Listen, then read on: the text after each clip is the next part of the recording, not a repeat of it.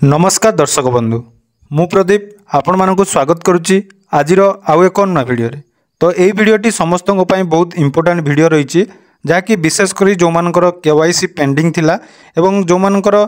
बिना e KYC रे जो माने सुभद्रा योजना रे आवेदन करथिले सेही मानक पई ए भिडियोटी बहुत इंपोर्टेंट रही कारण देखंतु वर्तमान जो जनसेवा केंद्र रहू बा जोठारे आपण माने आवेदन करथिले सेठारे जाकि वर्तमान बहुत भिड़ देखिया पई मिलुची जो जमीती कि आवेदन समय भिड़ होता बर्तमान जो मानकर मेसेज आसी ना से जनसेवा केन्द्र में जाकि भिड़ जमाउछन्ति एवं केवाईसी करने जनसेवा केन्द्र जो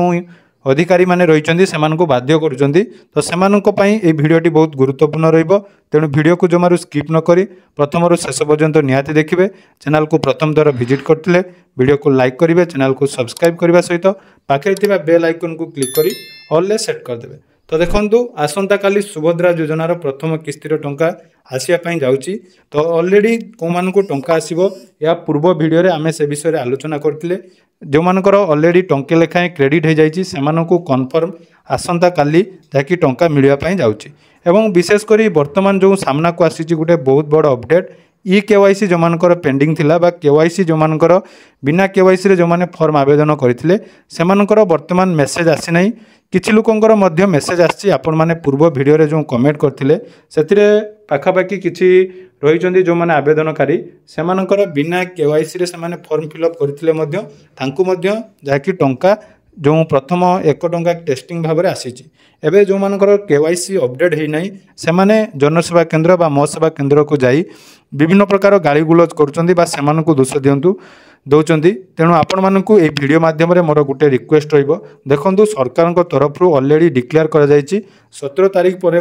जो मानकर केवाईसी है नहीं बा कोनोसी कारण रु गुटे टंका लेखा आसी नहीं सेमाने किछि भी करिया पई पड़िबो नहीं आपन को निहाती 17 तारिख पर आपन को टंका मिलिबो तेणु जो मानकर केवाईसी पेंडिंग अच्छी से माने कोनोसी भी अधैर्य न होई आपण माने अपेक्षा करंतु 17 तारिख पर निहाती आपण मानकर बैंक अकाउंट रे टंका क्रेडिट हो जिवो तो जदि पारुचंदी सर्वप्रथम आपण माने डीबीटी टिके चेक कर दियंतु कारण डीबीटी रे जदि आपण मानकर प्रॉब्लम थाई पारे तो सेथिरे मध्ये आपण को टंका न आसी पारे तेणु निहाती आपण माने डीबीटी चेक करंतु एवं अजथारे जाई से मो सेवा केन्द्र बा जनसेवा केन्द्र जो अधिकारी रहिचंदी तांकु कोनोसी प्रकार गाली गुलज करंतु नाही एवं आउ जो मानकर ऑलरेडी टंका आसी जाइए से आसंता काली प्रथम किस्तिर टंका 5000 टंका मिल जाव तेणु से 5000 टंका पाइला परे टंका को आपण माने निहाती गुटे भल उपाय खर्च करेंगे बोली ए वीडियो माध्यम रे आपण मानकु रिक्वेस्ट करी कारण जो टंका आपण मानकु दिया जाउची सेटा आपण मानकर जाकि कोनोसी गुटे काम रे आशा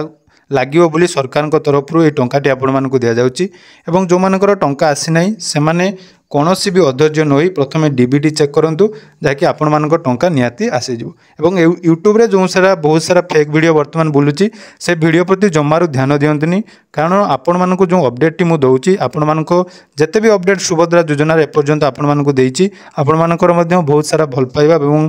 सपोर्ट मध्य मिलिची तापाई आज भिडियोटी जेहेतु सीएससी सेंटर जो भाई मैंने रही से बहुत सारा कमेंट रोला जे लोक मैंने आसी आपण से हैरान करुँच पुणी थे से गाली गुलज करुँच तो से हाथ में किसी ना सरकार process step by step follow कला आपण मानकु